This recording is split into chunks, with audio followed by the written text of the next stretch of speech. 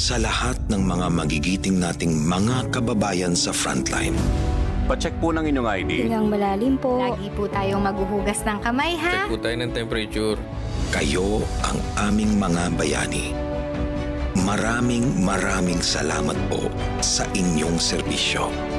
Lahat kami ay saludo at sumusuporta sa inyo. Atid sa inyo ng PCOO, DOH, KBP at ng himpilang ito. Gouty arthritis, hindi makakilos dahil sa masakit na arthritis. At kapag hindi naagapan ng gout, pwedeng ma-deform ang mga daliri sa paa at kamay. Paano maiiwasan at malulunasan ang masakit na gout? Alamin ang paliwanag ni Doc sa Perfect Morning with Cheryl Cosim. Biyernes, alas 10 hanggang alas 11 na umaga sa Radyo 5, 92.3 News FM. Ang mga fake news ay di dapat pinapatulan. Ito lang kayo makinig ng totoo. Dahil ang dulot lang nito ay gulo at I kalituhan. do not have the duty to lie to you. Bakit ako Kaya't magsinungaling? huwag maging biktima sa pamahalaan, magbigay tiwala. Pakiusap ko lang, huwag kayong mag-fake news. Pag mag-fake news kayo, Make sure your opinions are based on facts. Be aware, stay updated, be educated. Stop fake news and dismiss disinformation. Isang paalala mula sa PCOO, KBP, DOH at ng himpilang ito. Pag maalam sa batas, hindi mahuhulog sa mga butas ng anumang relasyon. Samahan sina Attorney Mel Santamaria at Gladys Lana Lucas para sa isang oras na hitik sa legal na solusyon kahit pa sa iligal na sitwasyon. Mag-asawa, magkaibigan, mag-amo, mag-ano nga ba kayo? Laging may tamang exit sa maling entrance. Relasyon. Lunes hanggang Biyernes, alauna hanggang alas 2 ng hapon sa Radyo 5, 92.3 News FM at 1PH Signal Channel 1. Transmitting live from our brand new studios at TV5 Media Center and Reliance Mandaluyong. By land, by sea, and on air. Mula sa pinakabaksyong newsroom sa buong bansa. 25,000 watts. Radyo 5, 92.3 News FM. Iwanan mo na ang lumang tunog ng AM.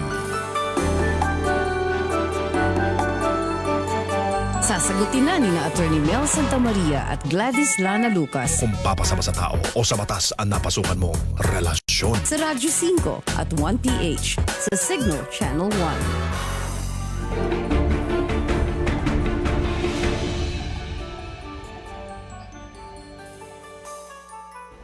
Magandang tanghali po mga kapatid, kaibigan at kababayan. Relasyon na naman, ito po ang inyong lingkod, si Dean Mel Santamaria.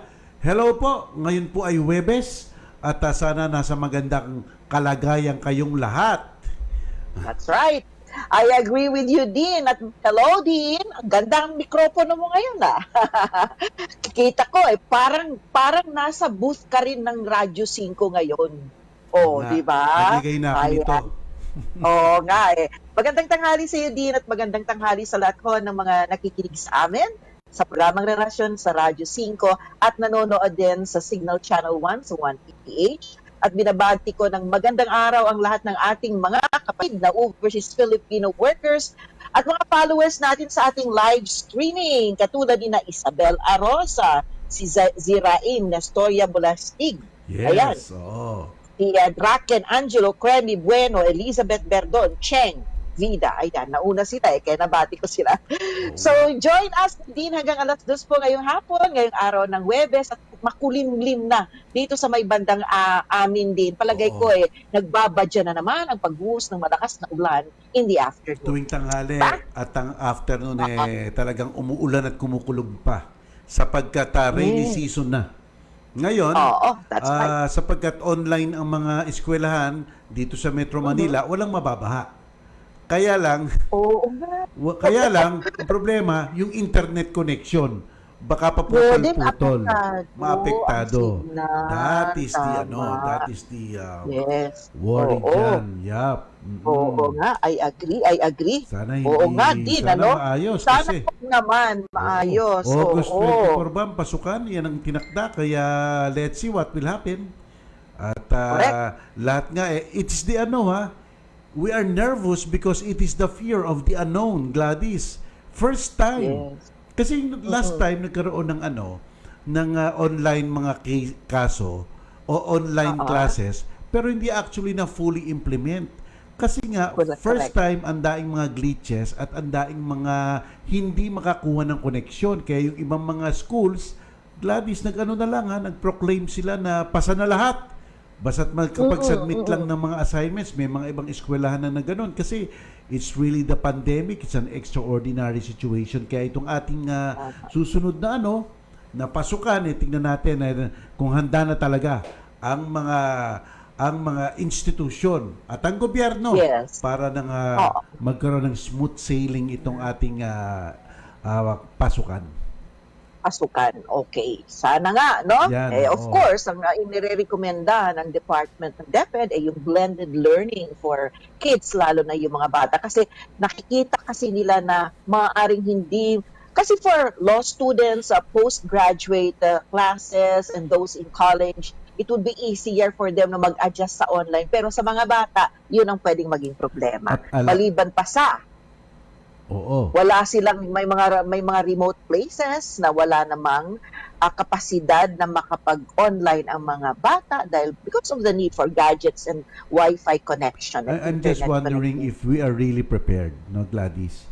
Remember, Gladys, ang attention span ng matatanda ng katulad ko, looking at the internet and studying with heavy things coming into our head. Ang may mga experience ng dating online, 20 minutes lang ang effective concentration span. Kaya ang iniisip, lalo na lesson yan. It's not a content na entertaining content, diba? Alam mo naman ang psychology ng tao, diba? Ganun talaga yun. Anto ka dyan. Kaya, itong halimbawa sa law school, sa graduate school, pwede ka maggawa ng mga kung ano-anong mga gimmick para after 20 minutes ma-activate sila o kaya magbigay ka ng assignment, practical assignments para iuwi nila, di ba, mga hypothetical questions. Pero iniisip ko, mga bata. Ang mga bata, baka mamaya 10-minute attention span lang yan. Di ba yung mga kaya sana talagang paghahandaan. There is enough time, 25 but at August 25 or 24 and pwede pang paghandaan. Alam mo, Gladys, yung app may app kasi Google Plus, Zoom, may Canvas. Ang pinakamagaling diyan sa tingin ko yung Canvas. Kasi dun sa Canvas you could set up assignments, announcement, quizzes, exams and practices, no? Tapos maliligay mo pa yung kung ano ang grades na gusto mo at saka kung multiple choice ang inyong exam, may automatic na sila na magkikwenta ng ng tama at mali. Ibig sabihin maganda talaga. And you know what? It takes 4 session to be able to be acquainted lang ha sa lahat ng mga functions. Hindi ka pabihasa nun. No. Basta't during those 4 days, gusto mo lang malaman yung mga function, tapos after that, dapat mag-explore ka na para malaman mo for your own kung ano talaga yun at mag-acclimatize ka at masanay ka. Kasi kung hindi ka makakasanay, baka ineffective. Yan. Tama. Siguro inaral mo na yan, Yes. Mamayang gabi, Gladys, it will be our 3rd session. Our 3rd session ng mga FEU law professors, may nagle-lecture sa amin tungkol sa app na to, yung tawag Canvas. Ang ganda, pero a little bit complicated, pero kailangan pag-aralan. You have no option, you have no choice. Di ba? Anyway, so let's hope for the best sa larangan ng edukasyon. Samantala, sa larangan ng health, of course, makita mo din tuloy-tuloy pa rin ang sa buong mundo ito. I think more than 9 million ang cases, and I was looking at yung datos natin na mula sa Department of Health natin, yung ibinigay nila sa atin yesterday, as compared to the previous day, nagkaroon din ng karagdagang cases pa rin na close to 500, actually 470. Ito ang tala sa buong mundo. 9,527,123 ang apektado At ang mga namatay, 484,972. At ang mga nagre-recover ay 5,175,405. Yan ang tala sa buong mundo. Pero kung titignan mo, a little over half no ang nagre-recover. Kaya that's the global average, ika nga. Yan. Sa Pilipinas and sana naman, we can have the same, no? Sana yun din ang goal natin, at least mataas ang recovery. Well, sa Pilipinas, as of yesterday, mula sa Department of Health, ito po yung kahapon, 32,295 cases, nagkaroon ng 357 cases compared to the previous day, and 113 late cases for a total of yung karagdagang 470 cases na. Sa recoveries naman po, nagkaroon ng 216 recoveries. So, ang total na ng recoveries natin ay 8,656. Doon naman po sa numero ng mga pumanaw na, 1,204 kasi nagkaroon po ng 18 deaths yesterday na recorded. So, yan po ang sitwasyon sa Pilipinas. And of course, syempre, ang tutok ngayon ng concentration doon sa bandang Visayas, lalo na sa Cebu City, din because of yung malaking cases na parang lumalabas na sila ngayon ang pinakabagong hotspot kumbaga, epicenter, for COVID. epicenter ng Pilipinas. Epicenter. Oo. The new epicenter for COVID cases.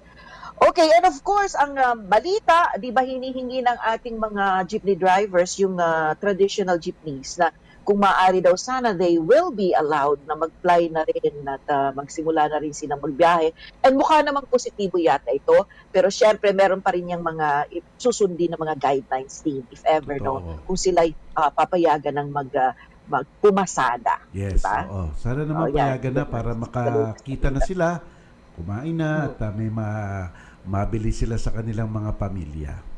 Sana and additional transportation sa mga mananakay, di ba? Yes. Kasi ngayon dito lang sa Metro Manila, limited sa private vehicles, sa mga taxis, I think, and TNVS pa, and mga company shuttles sa mga pumapasok. And of course, may MRT, LRT, kaya lang limited nga ang number of people. So, pwedeng malaking tulong ito. So, sana makatulong. Kailangan lang talagang sundin yung mga guidelines. Hindi yan biglaan, di ba? Yes. Hindi pa rin yan biglaan. Hindi biglaan yan. Ayan, Gladys. Okay. At, okay. Word of the day na ba tayo? O manalangin Pray muna tayo?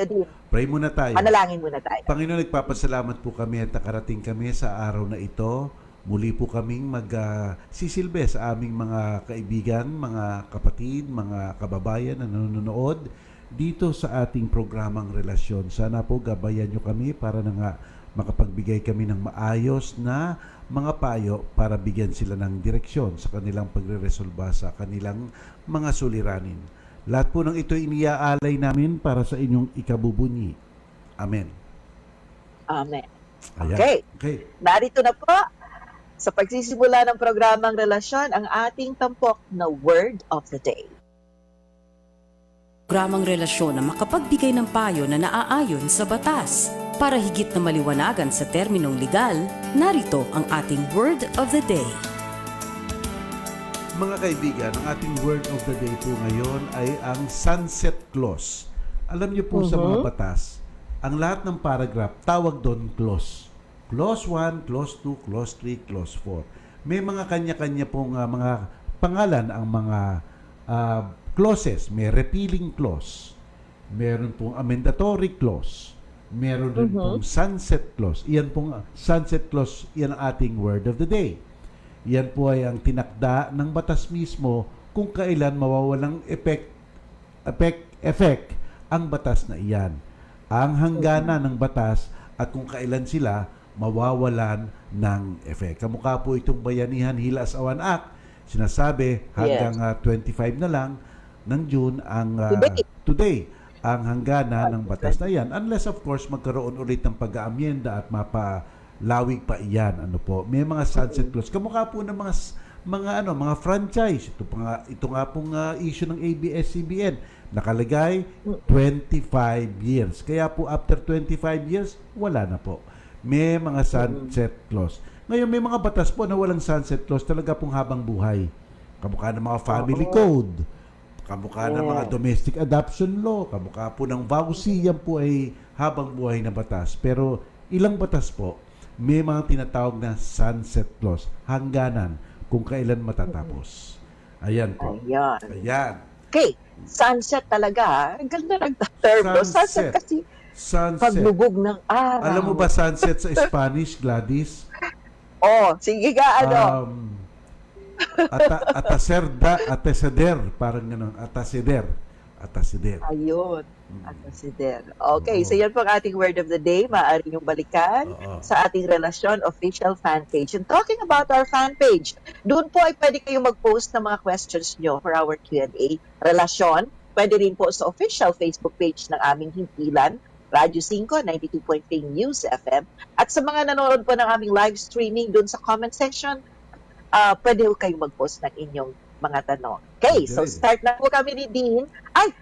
Do we start with our Q&A na? O pwede naman mga 1 or 2 questions before we pause for a break. Ito na po ang ating Q&A. Ang programang ito ay bukas sa pagbibigay daan sa paglalahad ng inyong mga problemang pangrelasyon. Mangyari lamang tumawag, sumulat, o kaya naman kapatid, mag-FB message na. Yan, Q&A Okay, tayo. here's our first question, Dean. Sabi niya, good afternoon, Dean Mel. Ako po ay illegitimate child at apelyido ng mama ko ang nakalagay na last name ko at wala rin po akong middle name. The good news is, sa second page po ng aking PSA birth certificate ay may acknowledgement with signature ang aking father, although deceased na siya. Ngayon ay gusto ko pong magpa-change name gamit na ang apelyido ng aking father. Ano po ang dapat kong gawin? At maraming salamat. Well, kailangan po kasing paintulot ng tatay nyo para magamit ang apelido niya. Kasi po apelido niya eh. Pero alam nyo, subukan nyo po. Punta po kayo sa local civil registrar. Pakita nyo po, may pirma naman pala sa likod. At iyan po ay isang self-authenticating document. Kaya lang, tingnan nyo po ang nakalagay doon sa affidavit of illegitimacy. Kasi sa affidavit of illegitimacy po, ang nakalagay lang na yung pumirma ay inaamin niya na kayo'y anak niya. Yun lang. Father, tapos inamin niya. Yun lang. Iba pa yung permiso to use the family name. Iba. Kasi di ba din? Yes, iba. Kaya kung hindi po makakuha ng permiso, baka hindi po mapahintulutan yan. Pero malay nyo, subukan nyo po, hindi po sa PSA pumupunta, sa local civil registrar, hindi na po sa korte. Baka naman pagbigyan kayo ng local civil registrar. Ngayon po, halimbawa po na hindi pumayag ang local civil registrar, okay na po yan. Ang ganda-ganda pong ebidensya niyan. Self-authenticating po yan. Talaga pong wala nang makaduda-duda na kayo ay anak. Magmamana na po kayo. At kung hindi pa kayo nakakamana, hingin nyo na dun sa mga legitimate family iyan, sapagkat iyan pong pruwebang yan ang pinakamalakas na pruweba na kayo isang anak ng isang tao, lalong-lalo na nakapirma pa yung tatay. Yan po ang pinakamahalaga. Yes. Okay, so that's it. So yan ang ating buena manong question sa ating Q&A, but we will pause for a very short break. Babalik po kami ni Dean para pa rin sa pagpapatuloy ng pagsagot ng inyong mga tanong. Ang ating oras, 1:60 ng hapon. Kasalukuyan po tayong nasa gitna ng call center kung saan tuloy-tuloy ang sagutan ng ubot-sipon ng magkabilang team. Ang leaders, hindi na makontrol ang sitwasyon. Unti-unti na silang nalalagasan ng tao. Kaya para hindi na dumami ang casualties, umaksyon na ang bagong Cobra Plus Vitamin C. Ito'y kargado ng Vitamin B Complex, Taurine, Ginseng at Inositol at proteksyon ng 700 mg ng Vitamin C. Yan ang lakas at proteksyon ng Cobra Plus Vitamin C. Tapos ang bakbakan, tuloy ang laban. Back to work. Sagot, mga kapatid! Cobra Plus Vitamin C in resealable bottle. Available in all leading convenience stores, drugstores, groceries, and supermarkets nationwide. Ang oras, 1:16. Ang oras sa Radyo 5 ay hatid sa inyo ng Cobra Energy Drink. Angat ang lakas mo! Gouty arthritis, hindi makakilos dahil sa masakit na arthritis. At kapag hindi naagapan ng gout, pwedeng ma-deform ang mga daliri sa paa at kamay. Paano maiiwasan at malulunasan ang masakit na gout? Alamin ang paliwanag ni Doc sa Perfect Morning with Cheryl Cosim. Biyernes, alas 10 hanggang alas 11 ng umaga sa Radyo 5, 92.3 News FM.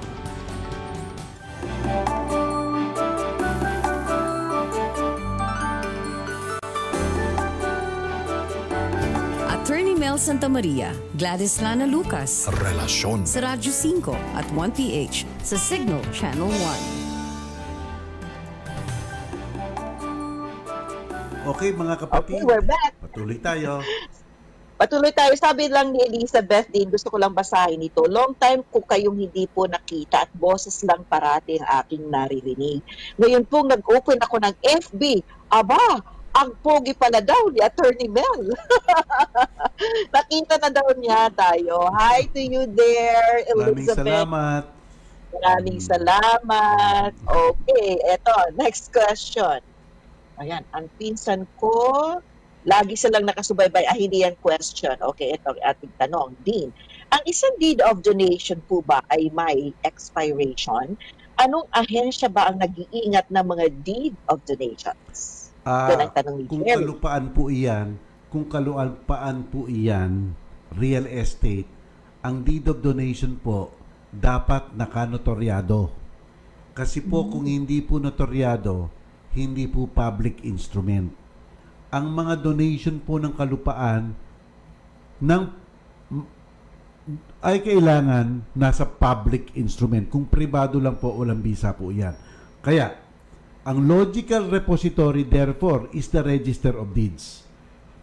Pupunta po kayo sa Register of Deeds sapagkat nga po, kung napalitan na po yung titulo, iyan po yung nasa ilalim ng mga dokumento. Yung pinakabago, yung susunod, deed of donation, at yung susunod, yung luma. Doon po kayo sa Register of Deeds pupunta.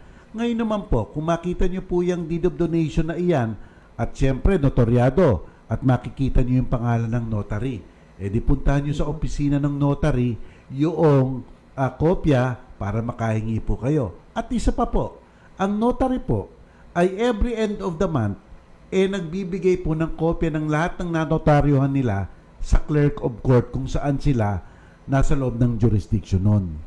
So kung notary siya sa Malolos, nagsasubmit po lahat siya ng mga notaryado, acknowledged na mga dokumento na ginawa niya sa clerk of court. So yun po ang mapupuntahan ninyo para po makakuha ng kopya. Ayan po. Ayan. Okay. Ito naman ang ating susunod na tanong. Paano po ang bilang kasambahay, gusto ko sana pong pumunta sa Cainta, Rizal. Need ko po yung travel authority. Pakisagot naman po, depressed na po ako at sobrang boring na sa bahay. Ang pagkakaalam ko dyan, Gladys, kukuha ka sa Chief of Police.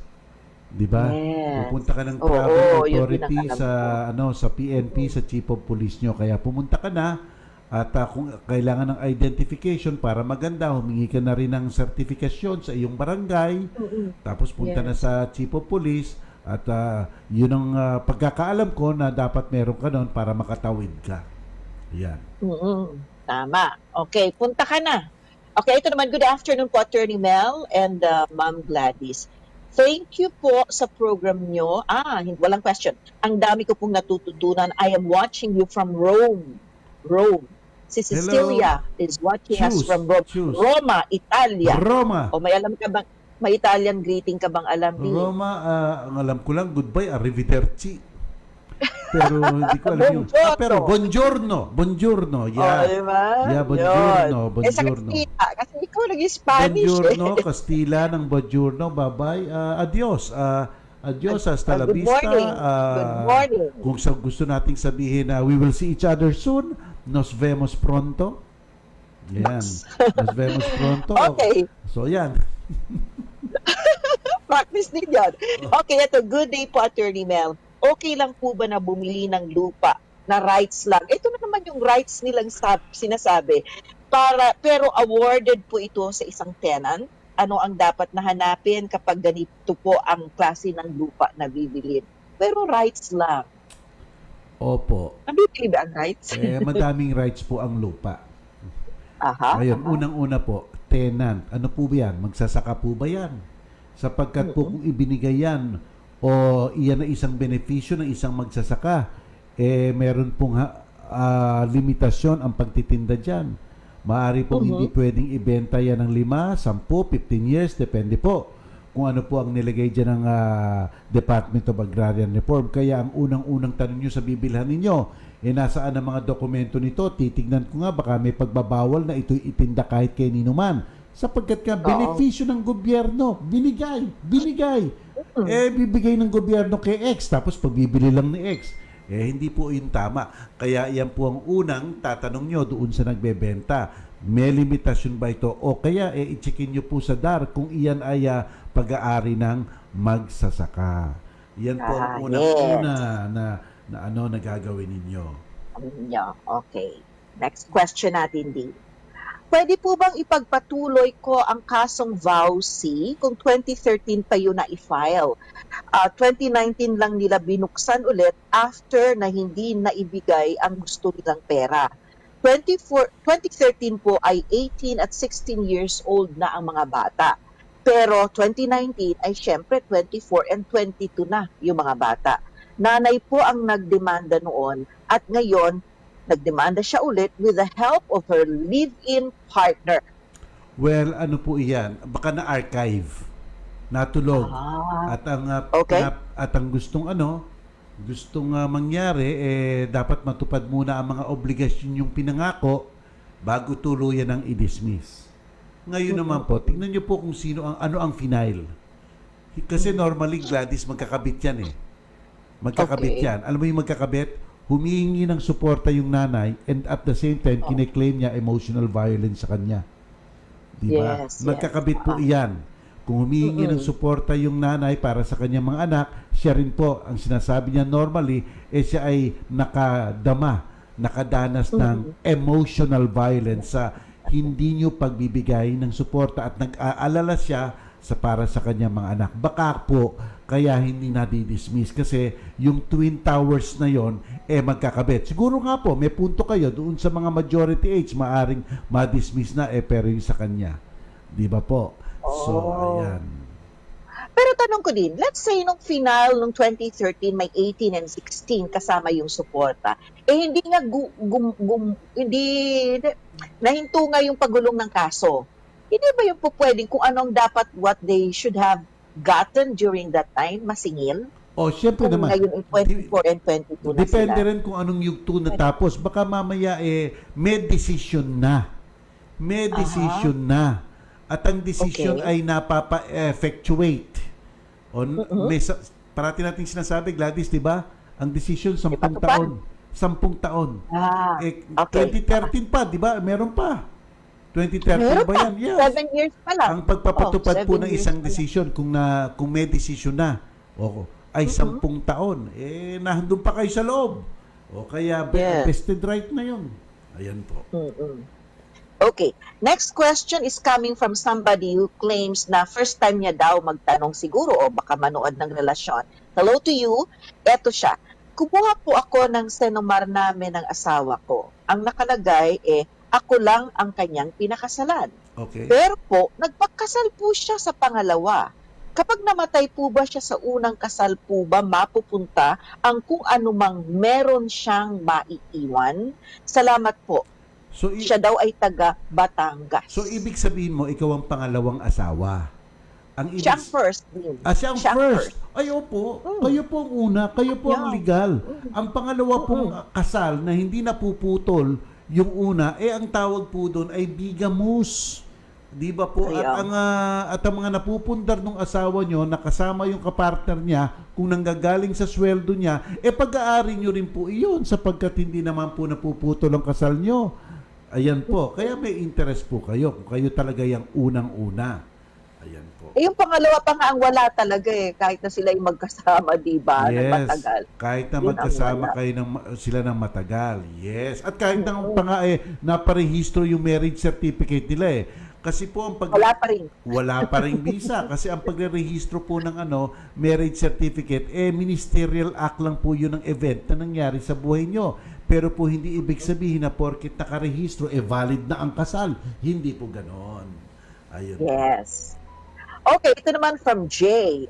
Parang similar din ang kanyang ang kanyang problema dun sa nauna nating tanong kanina. Ito siya din. Sabi niya, "Good afternoon po, Attorney Mel and Ma'am Gladys. Papaano po ang pwede kong gawin para madala ko ang apelyido ng aking papa. Matagal na silang namatay, pati ang mama ko. Halos bata pa po ako noon. Gusto ko po kasi talagang madala ang apelyido ni papa. Namatay na nga nung bata. Well, administratively po, hindi po magagawa iyan. Kasi po, normally po, kung ang bata ay isang illegitimate child, may administrative procedure po. Pupunta po sa local civil registrar, papile ng petition, pero po dapat may pagsang-ayon si tatay. At ito po ay under oath pa yung pagsang-ayon niya. Kaya lang nga patay na si tatay. So administratively, hindi na po magagawa yan. Ngayon po, subukan nyo po sa korte. A change of surname. Baka po pumayag ang korte, depende lang po sa rason nyo kung maganda o hindi. Yun po, subukan nyo. Pero it really depends. Baka sabihin ng korte, hindi kami may jurisdiction dyan kasi nakalagay sa batas, local civil registrar. Pero tingnan nyo po, pag-aralan pa. Yan. Pero alam mo din, naiintindihan ko yung iba na gustong dalhin siguro ang apelyido ng tatay nila. Siguro it's not always because of mana. It's really, siguro naghahanap sila ng sense of belongingness, no? Yes. Yung mga ganon, ang mga situation. Yes, correct. Lalo na kung let's say all their life they live with the mother, halimbawa. So nagkaroon kayo ng bonding and all. Pero siguro para madala ang apelyido ng tatay, parang you're trying to make up for what you lost somehow. Di ba ganun siguro yan? Oo. Yeah. Maraming yun ang gusto nilang mangyari. Yes. Anyway, okay. Uy, sandali lang din. Mag-a-adjust lang ako at my battery is running low. Kasi alam mo, Gladys, hindi lahat talaga nare-resolbahan ng batas. May mga butas, may mga sometime laktaw ang batas na hindi nakakasagot ng lahat ng problema. Yan. Tama. Yung mga emotional side talaga hindi. Di ba? Basta-basta. Not necessarily. Yes. Diba? Okay, ito din. Itatanong ko lang po kung ang monthly wage ng isang employee ay pwede pong baguhin dahil talagang substantial losses ngayon ang mga company at dahil wala rin pong sales. Paano pa po kaya ang dapat gawin at meron po bang batas doon? Thank you po. Yung parang babawasan daw ang sweldo ng mga employees. Alam mo sa labor code po, hindi po pwede mag-diminish Pero siguro hihingi po muna yun ng permission sa DOLE para examinin ng DOLE. Kasi nga po ng general rule, no diminution. At kung walang sales po, mangyayari po, dapat yung kapitalista, sila po ang hahanap ng pera para masweldoan tong mga trabahador nila. Ganun po ang risk ng business. Di ba po? Yes. So, ganyan po. Kaya kung hingi po yan ng pagbababa, palagay ko, hingi ng approval yan ng DOLE. Hindi na lang basta-basta. Ayan po. Ito naman din. Kasi Gladys, parang double-edged di ba? Kung kumikita ang kumpanya, yung mga may-ari lang ang yumayaman naman dyan ang sweldo steady. Ngayon, kung nalulugi ang kumpanya, dapat ganun rin. Di ba? Ibig sabihin, steady dapat ang sweldo at humanap na lang ng kapital para makapuno dun sa kakulangan nila. Kaya, pero may mga remedyong binibigay ang gobyerno o ang labor code sa mga nalulugi. Ito nga yung retrenchment, ito nga yung redundancy. Di ba? Pwede silang magtanggal para nga mabuhay pa ang kumpanya para lang masweldohan yung iba at hindi matanggal. Pwede silang mag-redundiate o retrenchment. Meron ganun. Ngayon, kung hindi naman kayo aalis at gustong babaan ng sweldo nyo, yan po palagay ko, dapat may approval yan ng DOLE. Sa tingin ko lang po. Yes. Okay, so yan. Next question. Good afternoon po, attorney. Yan. Inulit niya lang. Yan, nasagot na namin ha. Hindi ko na babanggitin ang pangalan mo. Ginagay niya several times siyang nilagay siguro just to make sure na hindi nawawala sa thread natin. Correct, so ayan substantial na yung explanation din doon sa iyong tanong. Eto, tanong ko lang po kung hanggang kailan ako pwedeng mag-file sa isang small claims. Siguro small claims court ito for utang. Well, hanggang kailan daw din? Alam niyo po yan, meron po mga prescriptive period na sinasabi po ang batas natin. Kung iyan po ay mga utang na walang papeles. Diba sabi natin, oral contract prescribes in 6 years. 6 lang. Kung nakasulat po yan, 10 taon ang prescriptive period. Ngayon po, kung sa loob ng 6 years o 10 taon, nakapag-demand letter kayo, let's say on the 3rd year, nakapag-demand letter kayo at nakasulat, uulit po yung 10 taon on that 3rd year. Kaya po napakahalaga ng nagde-demand. Written demand pa, hindi lang yung oral demand. So, yun po. Okay. Maliban na lang, Gladys, kung may taning na nakaligay doon sa kontrata nila. Kasi ang taning na nasa kontrata ay mas umiiral kaysa doon sa taning sa batas.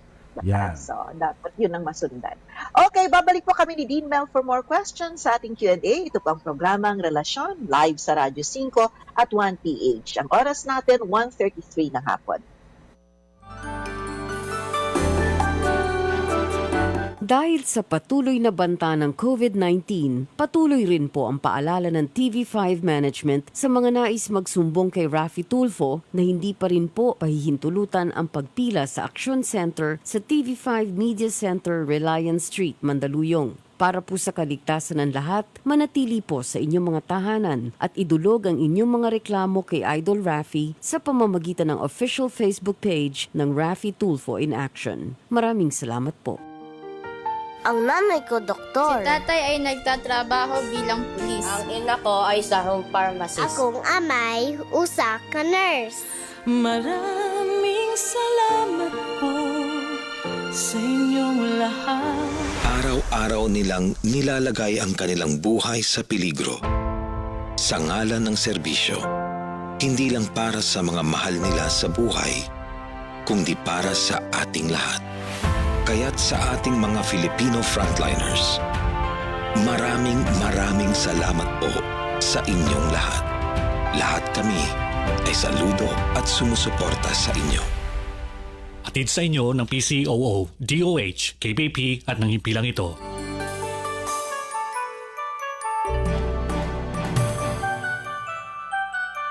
O kasintahan, boss sa trabaho o boss ng puso mo, relasyon. Sa Radyo 5 at 1PH sa Signal Channel 1. Okay, balik po kami ngayong araw We're back. ng Huwebes, Thursday, Throwback Thursday.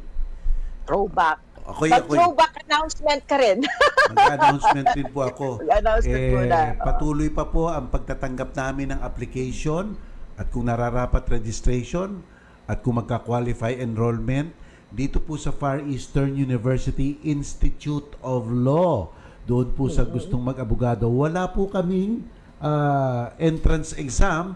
Titingnan lang po namin ang mga credentials ninyo ayon sa inyong sinusubmit sa amin. At ang online po ang submission namin. Online po. Pwede po kayong mag-communicate sa amin online. Pero tawagan niyo po muna si Miss Jen, 0945-6388-664. Si Miss Karen, 0919-9966029.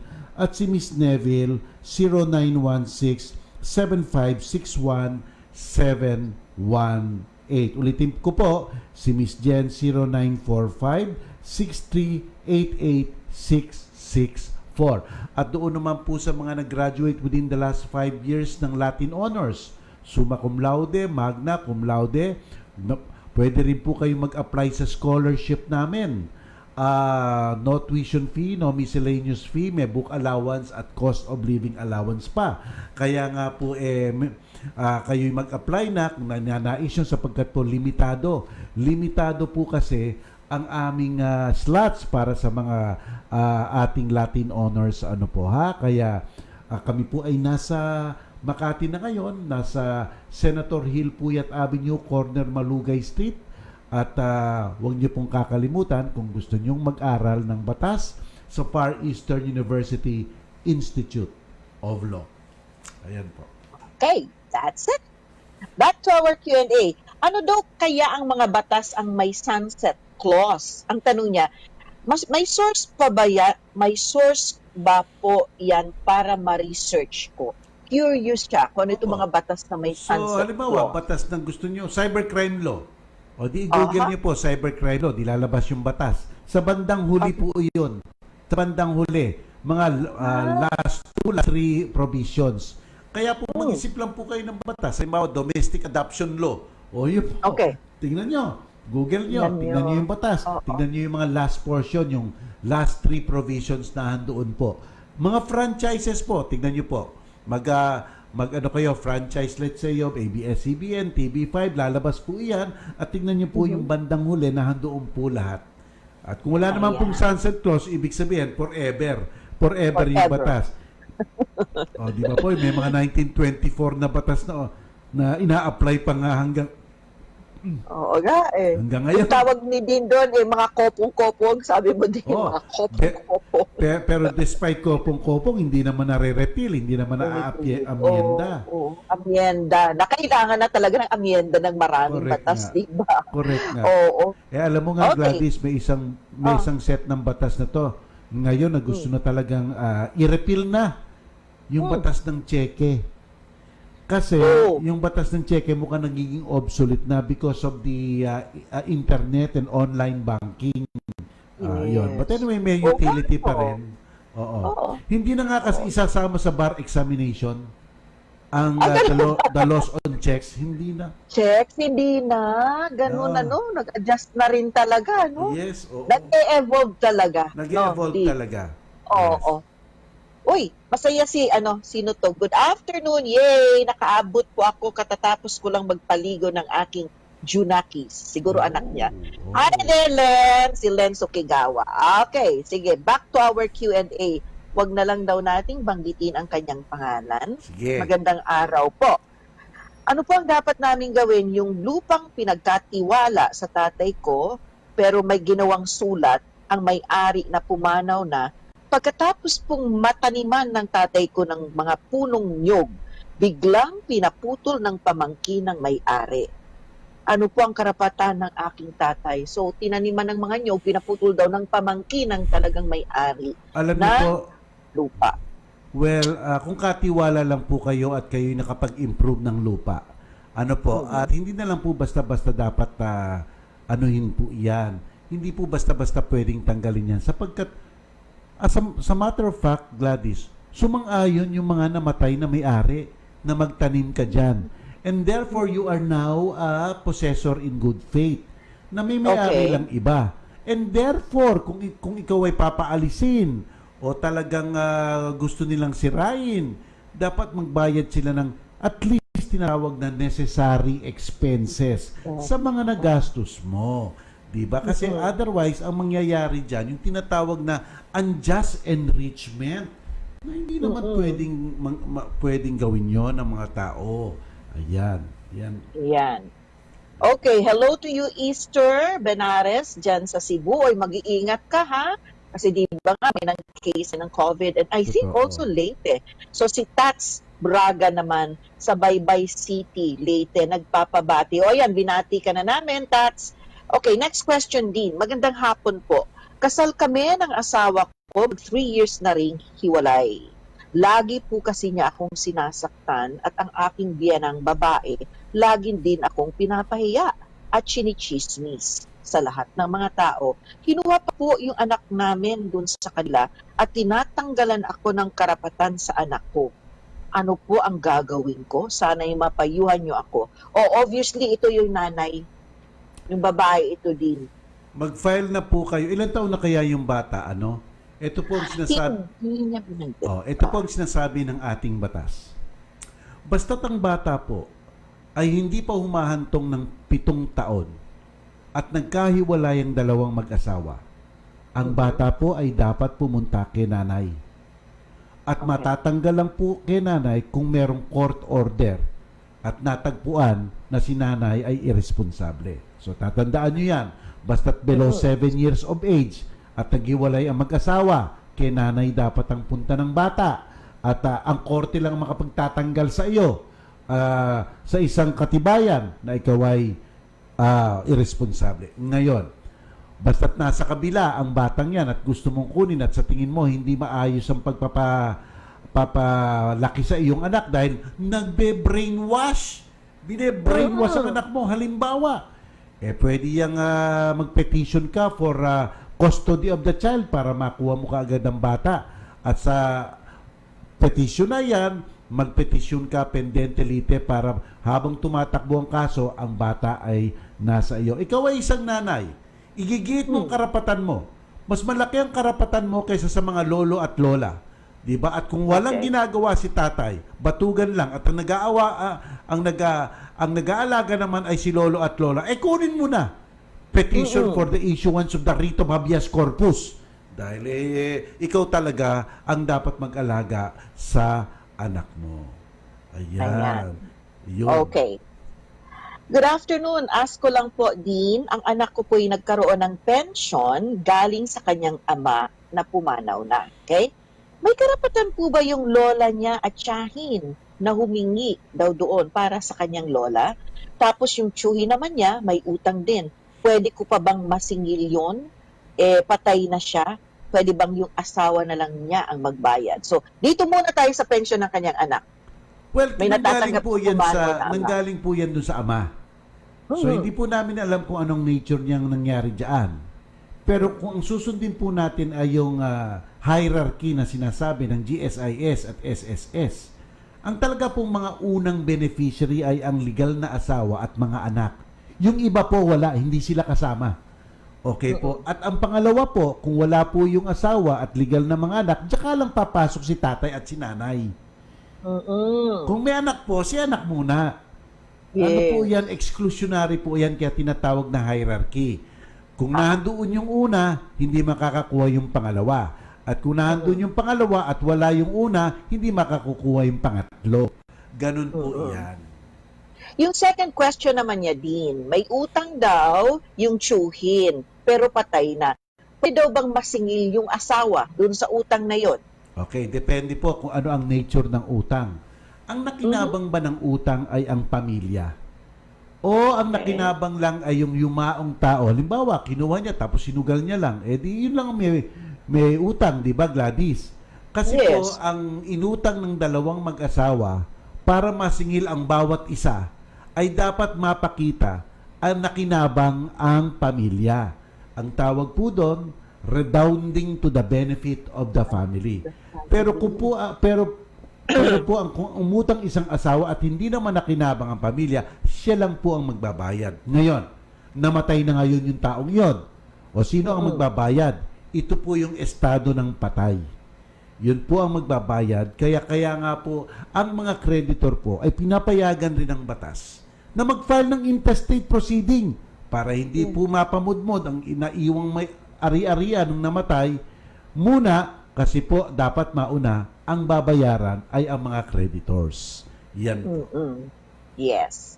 Okay, good afternoon po sa inyo, Dean Mel. Ask lang po kung pwede ba akong magpatanim ng aming palayan kahit nakakaso.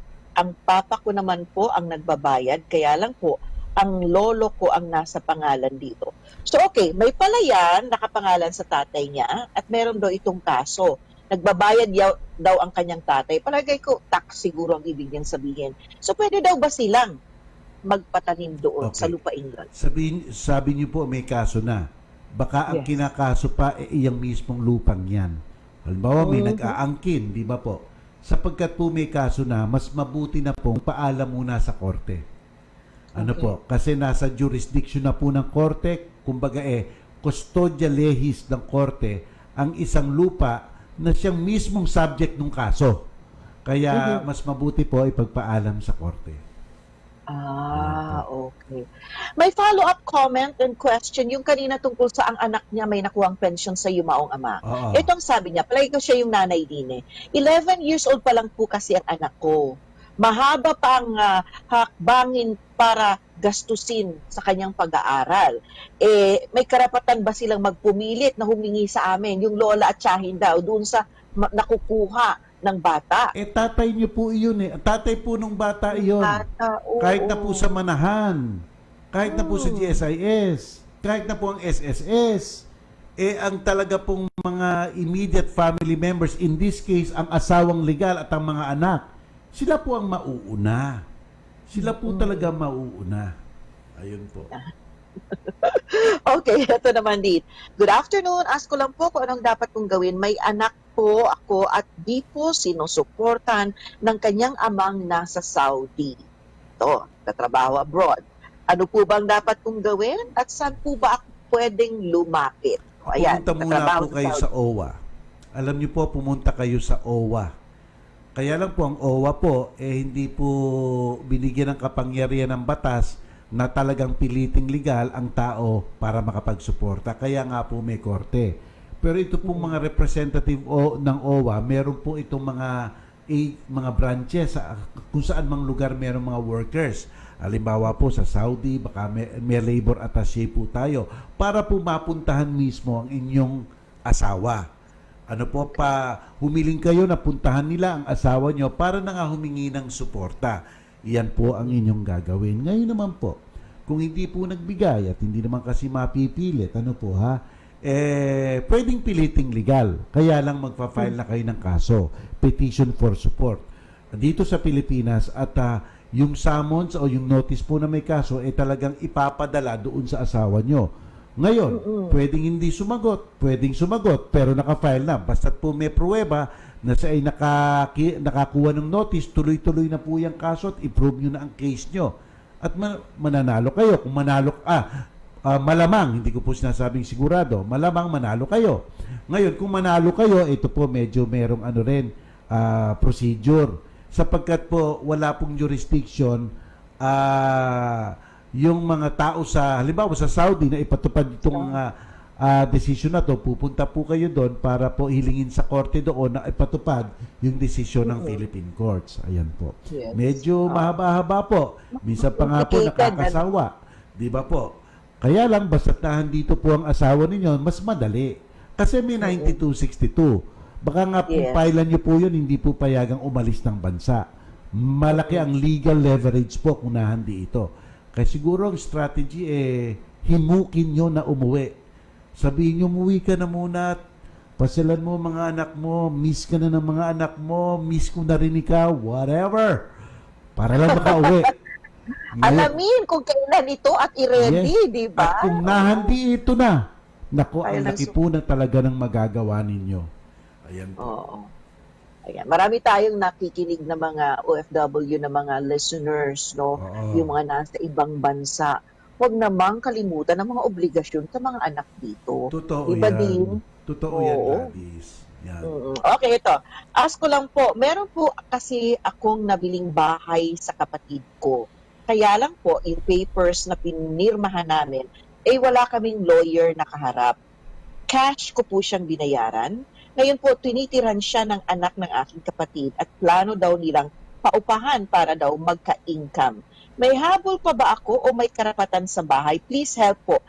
Walang lawyer, may kasulatan, nagpirmahan, nagbayad siya ng cash. Is that good enough yung pinirmahan nilang dalawa din na parang binili niya? Kung deed of sale po yan, may konsiderasyon, may kasunduan, malinaw naman po na pagtitinda ang usapan at nakalagay dyan sa dokumentong yan, mabisa na po yan sa inyong dalawa. May nagkabentahan na po kayo. Kaya lang po, para maging formal po at maging binding sa whole world, dapat magkaroon na kayo ng titulo. At yan po pinaparehistro sa Register of Deeds para po lumabas na ang title. Dapat po, panotaryo nyo po muna yan, kayong dalawa, pumunta sa notaryo para po i-register na sa Register of Deeds at bayaran lahat ng mga capital gains tax, transfer fees, at lahat ng mga certification bigay para mailipat na sa inyo yaang titulong yan. Pero may interest na kayo dyan kasi nagpirmahan na po kayo, lalong-lalo na kung tapos na, kung nakuha nyo na ang bayad. May interest na po talaga kayo dyan at pwede na kayong may say-so na kayo sa kalupaan bahay na yan. Oo. Okay, ito din, may follow-up siyang comment regarding pa rin po sa first question kanina. Pumunta na po ako sa local civil registrar. Ito yung gusto niyang dalhin ang pangalan ng tatay niya. Pero hindi po nila ako pinagbigyan. Nakatanggap na lang ako ng feedback letter na dapat daw ay idulog ko sa korte. Which is what you told him to do, ito nga po yung sinabi natin. Sabi ko nga po, magbakasakali lang kayo sa local civil register basta pero pumayag. Kaya lang po, ang nakalagay po kasi sa likod nung pinirma ng tatay nyo na napakaganda naman. Talagang proof yan. Self-authenticating yan. Magagamit nyo kahit saan yan. Sa mga mana, etc. Makakakuha kayo mana. Kaya lang po, dapat rin po kasi sumang-ayon si tatay sa paggamit ng apelido niya. Ngayon, since wala na si tatay at hindi na magagawa ng local civil register, sa korte na po ang punta niyan. Sa korte na po ang punta niyan. Oo. Idudulog niya nga sa korte. Okay, eto din. Ano pang pwedeng gawin para daw ma-revert sa maiden name? Ito naman gusto niyang mabalik sa maiden name, ang kanyang pangalan. Pwede po ba napayagan ng gamitin ulit ang apelyido kapag mahigit na pong 10 years na walang komunikasyon sa asawa? Babae itong nagtatanong. Okay, unang-una po, kahit na po bumalik kayo sa pangalan nyo, kasal pa rin kayo. O hindi po magbabago yan. Kasal pa rin kayo. At kung nagkaroon kayo ng boyfriend at nagpakasal, bigamia pa rin po iyan, pwede kayong makulong. Malinaw po ha. Ngayon, ang ano ba ang rules sa apelido ng babae? Wala naman po talagang batas tayo na nagsasabi, ikaw babae, dapat mong gamitin ang apelido ng asawa mo. Wala pong ganon. Kaya lang nakasanayan natin. Sa batas po natin, ang asawang may babae, pwedeng gamitin ang dati niyang apelido sa pagkadalaga o ang apelido ng asawa niya o ang apelido niya na nakakabit ang apelido ng asawa o gagamit siya ng misis ang buong pangalan ng asawa niya. Yun po. Yun po. Ngayon, kung gusto niyong bumalik, wala namang makapagpipigil sa inyo. Kaya lang, ang footwork po nasa inyo. Kung ang apelido niyong ginagamit ay sa asawa niyo at pinalitan niyo, dapat pumunta kayo sa lahat ng mga ahensya para sabihin, eto po, ako po, I am one and the same person ako. Pagod po yan. Wala pong gagawa niyan, kundi kayo. Pero sa passport po, basta't naumpisahan nyo po gamitin ang apelido ng asawa nyo, tuloy-tuloy po yun sa mga renewal. Unless na mayroong declaration of nullity. Pero itong pinaka-importante, kahit na po hindi kayo nagsasama ng 20 anyos, 20 years, pero hindi po napapaputol ang kasal, make kasal pa po. Pwede ba kayo magpakasal? Hindi pa po. Hanggat maputol ang kasal. Hindi po iyan makakapagpaputol ng kasal kahit na palitan nyo pa ang pangalan ninyo. Ayan. Yes, I agree. Okay, madalian din. Ilang taon daw ba ang pagkakakulong sa kasong RA 9262? Depende po sa grabe. Depende po sa grabe. Emotional, siguro po, emotional violence, baka po umabot nga ng 6 na taon. Depende po kung ginulpi ng matindi. Naku. Baka po mga 8, 7 years. Depende po sa grabe ng ginawa. Okay. So, walang isa lang na. Ito, pag RA 9262, ganito. Walang isa depende. lang. Oo. Okay. Uy, hi po, pwede bang ipabarangay ang nakautang kaso wala ng pampong kasulatan na siya ay nakahiram sa akin? Last December pa po yun. Ang utang po, pwedeng verbal, pwedeng documentary. Opo, yan. Pwede naman po. Bakit hindi? Basta't mapatunayan yan, detalye naman ang masasabi nyo kung papaano umutang, baka paniwalaan kayo. Pero hindi po ibig sabihin na porkit walang napirmahan, wala nang utang, naglalaho. Hindi po. Kasi ang mga kontrato po, pwede ring salita lamang. Ayan po. Okay. So anyway, at this point, nais kong magpasalamat muli sa lahat ng mga nanood sa atin at nakinig sa programang Relasyon. At sana'y samahan nyo kaming muli ni Dean Mel. Bukas, Friday na kaagad. Yes. Friday na naman. Friday, ang bilis din. Oo nga, bilis. Yes. Thank you sa aming community na lumalaki na, yung mga walang sawang nanonood sa amin at sila mismo ay nag-exchange na ng mga opinion base na rin sa mga natutunan nila sa ating programang Relasyon. We hope you'll join us again tomorrow. And Dean, any last announcements for our listeners? May YouTube channel po ako. May YouTube channel ako, Attorney Mel Santa Maria po. Pwede nyo pong puntahan yan at mag-subscribe po kayo. At sa Facebook ko, Dean Mel Santa Maria, mag-like po kayo. Maraming salamat po sa inyong lahat. Kita tayo ulit bukas. Bye. Stay safe po. Stay healthy, everybody, until tomorrow. Lord, maraming salamat po sa pagbabahagi sa aming mga kapatid sa programang Relasyon ng inyong tulong at gabay. Sana'y mapanatili po sa aming puso't isipan ang lahat ng aming natutunan at piliing gawin sa aming buhay kung ano ang wasto at marangal sa inyong mga mata. In Jesus' name, Amen. Bye-bye. See you. May pupuntahan pa ba o dapat lang tapusin na? Sinagot na ni na Attorney Mel Santa Maria at Gladys Lana Lucas ang mga tanong sa napasukan mong Relasyon sa Radyo 5 at 1PH sa Signal Channel 1. COVID-19. Reminders from DOH. Tamang paggamit ng mask.